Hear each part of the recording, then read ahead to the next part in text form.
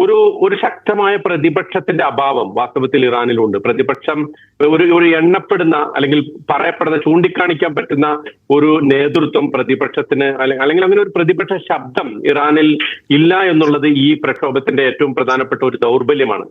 എന്ന് മാത്രമല്ല, ഈ ഇപ്പൊ നോക്കൂ, ഒരു വിപ്ലവം സാധ്യമാകണമെങ്കിൽ അല്ലെങ്കിൽ ഒരു റെജിം ചേഞ്ചിലേക്ക് ഈ പ്രക്ഷോഭങ്ങൾ എത്തണമെങ്കിൽ അതിന് പല ഘടകങ്ങൾ ഒന്നിച്ചു വരേണ്ടതുണ്ട്. അതിൽ ഏറ്റവും പ്രധാനം ഏതെങ്കിലും അർത്ഥത്തിൽ ഭരണകൂടത്തിൽ ഭിന്നത ഉടലെടുക്കണം. ഉദാഹരണത്തിന് സെക്യൂരിറ്റി ഫോഴ്സസ് അല്ലെങ്കിൽ മിലിറ്ററിയിലെ പ്രത്യേകമായിട്ടുള്ള വിഭാഗങ്ങൾ, അവിടെ ഉടലെടുക്കുന്ന ഒരു ഭിന്നത, ഭരണകൂടത്തിന്റെ ഭാഗമായിട്ടുള്ള ആളുകളിൽ തന്നെ ഒരു ഭിന്നത ഉടലെടുത്താൽ മാത്രമാണ് വാസ്തവത്തിൽ ഏതെങ്കിലും അർത്ഥത്തിലുള്ള ഈ പ്രക്ഷോഭം വിജയിക്കാനും അതൊരു വിപ്ലവത്തിന്റെ രൂപത്തിലേക്ക് അത് എത്താനുമുള്ള ഒരു സാധ്യത ഉള്ളത്. പക്ഷേ ഇവിടെ നോക്കൂ, ഇപ്പോൾ ഈ കഴിഞ്ഞ പ്രക്ഷോഭങ്ങളിൽ നിന്ന് വ്യത്യസ്തമായി ആർമി, അവിടുത്തെ സൈന്യം, ഇറാൻ സൈന്യം, അതിൽ പ്രധാനപ്പെട്ടത് റവല്യൂഷണറി ഗാർഡും അതുപോലെ തന്നെ മറ്റ് സൈനിക വിഭാഗങ്ങളും ഒക്കെ ഇപ്പോ ഈ പ്രക്ഷോഭകരെ നിയന്ത്രിക്കാനും അവരെ ഒതുക്കാനും അടിച്ചൊതുക്കാനും ഒക്കെ ആയിട്ട് രംഗത്ത് വന്നിട്ടുണ്ട്.